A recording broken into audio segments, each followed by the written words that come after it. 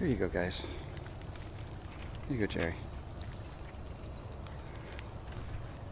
Hey everybody, Mark Walters here, and I'm giving treats to the animals this morning, a morning ritual. And I wanted to share with you some things to consider when you are either starting your real estate business or you've got one going and you want to take it to the next level. Let's give Ginger some. Come here, Ginger. Hey, Ginger. Here you go. Come here. There you go. All right. Well, you know, one way to start real estate investing is by wholesaling.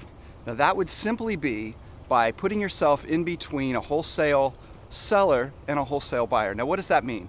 First of all, that means that you're contacting an investor who's got a property for sale and you are helping them sell it by getting an option. Then you find another wholesaler who's interested in that price plus a little bit of a premium, maybe $1,000, $2,000, $3,000, $5,000, depending on what the scenario is. And then you are assigning it over to them, or they're buying the contract from you, whatever the case may be. But you are essentially making a one-time cash flow for yourself by putting yourself in between these kind of deals. And then you've got to go out and look for another deal and do this over and over again. That's what wholesaling is all about. Now, a way to maximize that scenario is by recognizing that what you're doing is you're finding these properties that other wholesalers have found that are offering them for really good prices to other wholesalers. So these are properties that are way below fair market value. And it could be because they need some rehabbing. It could be the marketplace.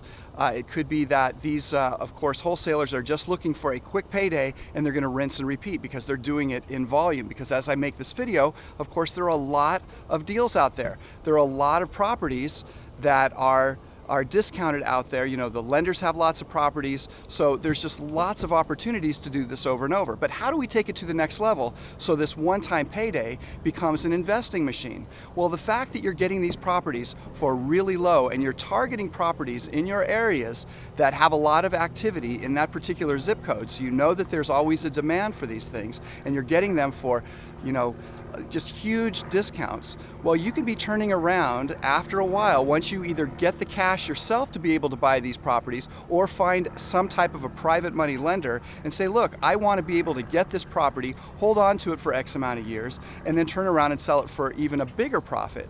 So how do you go about doing that? Well, once again, if you can do a number of wholesale deals, save up enough money, you can then buy one of these properties on your own and put a tenant in there. Because if you're buying these properties for, you know, and it just depends where you are, but are you buying this for $20,000, $30,000, $40,000, $60,000? You know, maybe the numbers are higher. We're talking wholesale prices here.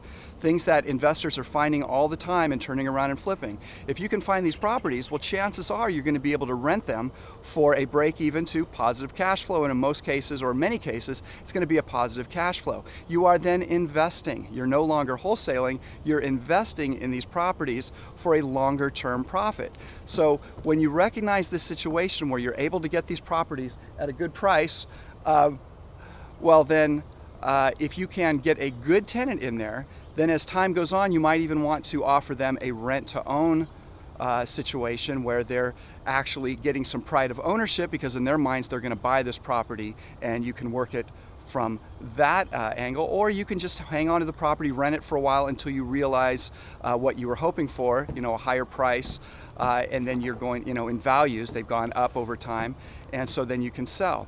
But it's a way that you can be a wholesaler and an investor. So start recognizing these situations so you can be picking up really good properties. Now, it could be some of these properties you really don't want to own, but over time, if you find one that you say, well, you know what, there's really not much that needs to be done, I would like this property for my own portfolio, well, then recognize the situation. Don't just give it away to somebody else for just a handful of thousands of dollars. See what it takes to hang on to that property, become an investor, so that over time these start paying you each month and really take over any type of work that you might be doing, so that, you know, your properties fund your lifestyle.